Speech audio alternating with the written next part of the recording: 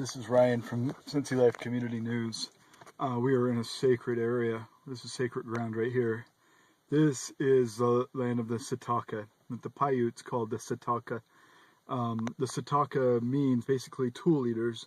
And tool was a plant that grew in the lake here, what they called the Humboldt Lake, or probably what was the remnants of Lake Bonneville. As you can see right there. And just behind, or in this hill, in fact, on the other side, where Kimmy is right now, is the actual cave, what they call the Lovelock Cave, where they've exhumed over 90 bodies of these Si-Te-Cah. They found to be these red-headed giants, or Caucasian mummies, that were said to be, according to the tests that were done on spirit caveman, to be over 9,000 years old, that were here long before the Asiatic Native Americans that came here. They were the first inhabitants, and eventually the neighboring tribes that came later on were in such great numbers, and were a very competitive tribe with the Si-Te-Cah, were taking them out, basically killing them. The last battle that was reported in Sarah Winnemucca's book, Life Among the Paiutes, Their Wrongs and Claims was the name of the book. The Native Americans, the Paiutes, and the other neighboring tribes cornered the Si-Te-Cah in their cave here. Very interesting cave, very deep and interesting cave. And they cornered them in there and killed a bunch of them, shot arrows in and killed them. And then, you know, since they wouldn't come out, they were just kind of bundled up in there. They built up a large stick wall made of, you know, all kinds of firewood or wood, and they lit it on fire and suffocated them, and left it alone. You know, it was you know, sacred. It was forbidden to go in for many years, until 1911, when some guano miners came to harvest guano from the caves, and they got down several feet, like 10 or 12 feet into the cave, exhuming all of this guano, and they started finding remains and artifacts. And then archaeologists came from Nevada State Museum, University of Berkeley, and a bunch of other places, and they found that, you know, after doing a lot of testing, these were mummies that had red hair and Caucasian features. And then they did the DNA testing later on and found that Spirit Caveman, one of these Native Americans, was actually about a 9,000-year-old Caucasian mummy. You know, the oldest Native Americans that are the Asiatic Native Americans, their oldest DNA studies date them to be about 7,000 years old, about 5,000 BC. And Spirit Caveman came from about 7,000 BC, and he was found just over there, just a little bit to, what is that, southwest of here, in a different cave. There's lots of caves around here, but I can't get up there because of my broken leg. I got 2 broken legs and 2 broken feet and a broken shoulder from a car accident I was in. But I wasn't going to live another moment without seeing this. I don't care what it takes. I don't care how much pain it involves. I was going to see this before I die. And I almost died without seeing this. So we decided I had to come up here and bring my boy, IRL. And we are up here now seeing our ancestors. This is our ancestors. I'm just as Native American as anybody. I was born in this country. I was born in America. That makes me Native American. But beyond that, my ancestors that predate any other Native American tribe that we know of at this very moment, predate these tribes. My ancestors were here long before these Asiatic Native Americans. And I just think it's interesting, you know, how we talk about how the white men came and ruined these tribes and destroyed them and such. Well, you know, from my perspective, this happened to whites, Caucasian Native Americans first, by the Native Americans that would later be, persecuted by the colonist. Those Native Americans had ancestors that persecuted and destroyed by means of genocide my ancestors, the Si-Te-Cah, the Solutrean, and the Clovis.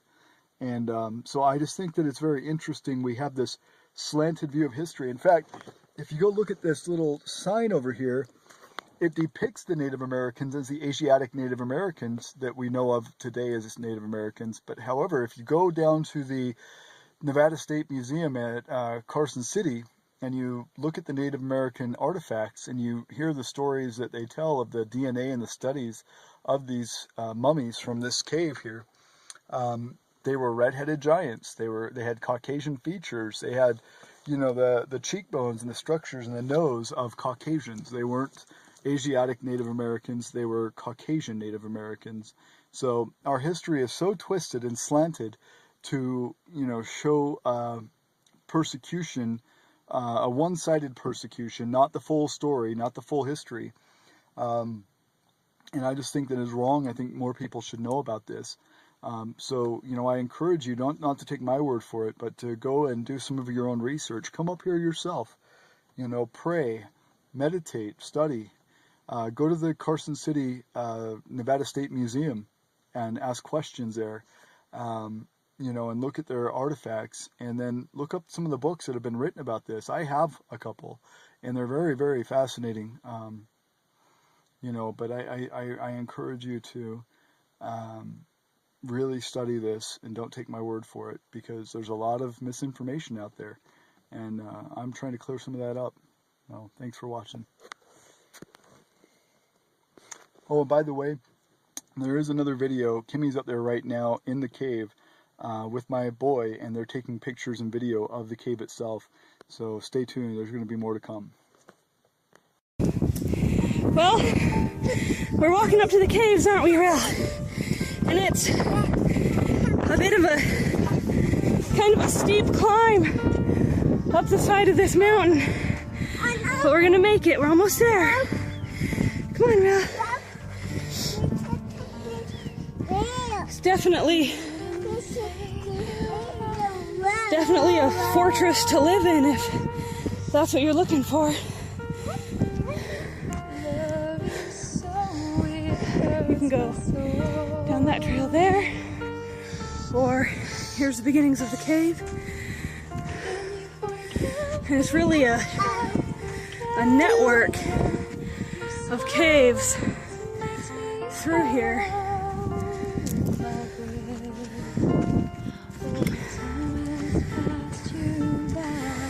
I'm not gonna go through that little one, or I think IRL may be lost forever.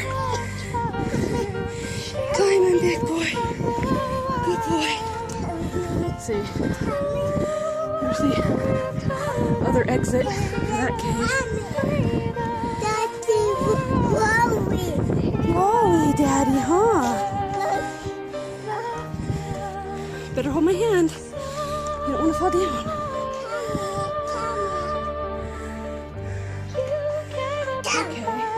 So, you can see, it actually goes way far back in the cave and opens up and has a big roof back there.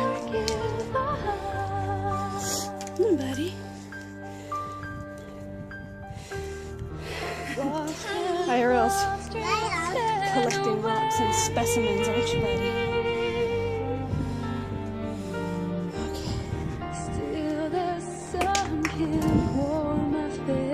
IRL throwing things. Come on. You can't go climbing down there. Come on. Let's go look at the markers for Daddy.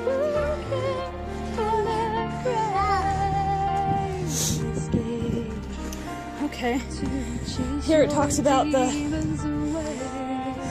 excavation and duck decoys, storage pits, fishing gear, and how they would store things.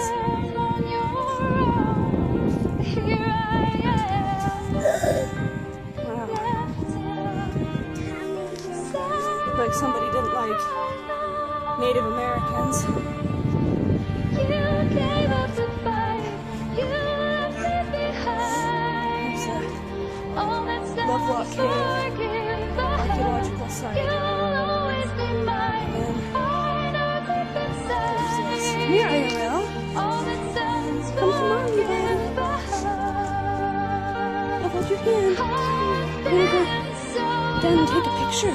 See what's down here.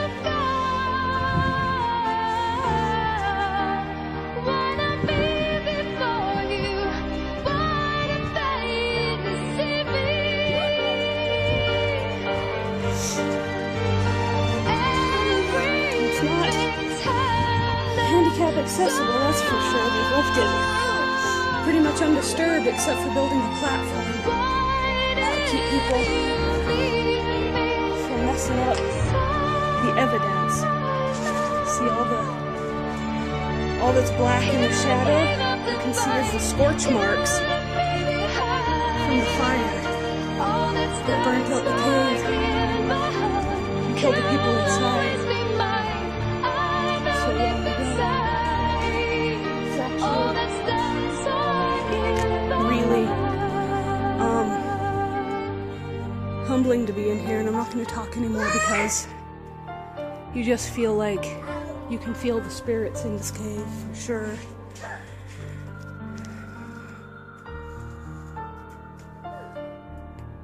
If anywhere I've ever been has a presence, it's this cave.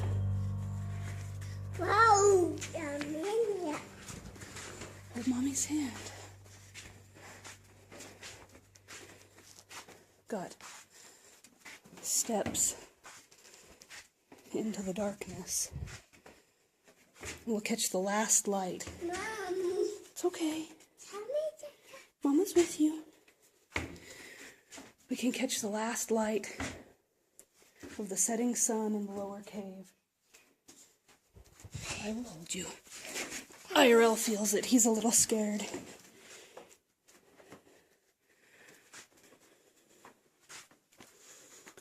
No, Mommy, that's better. This is the excavation site where they actually found where the people were hiding in the bottom of the cave.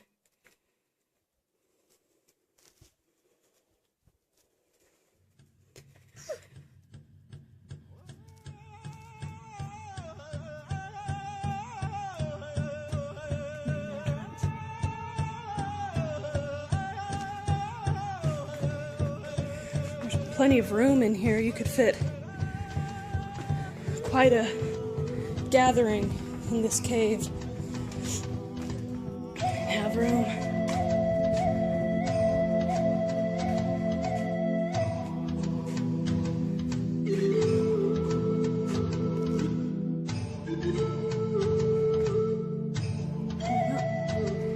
Out of the darkness. I can't wait till you come here yourself, Ryan. But this is the best tour I could give you.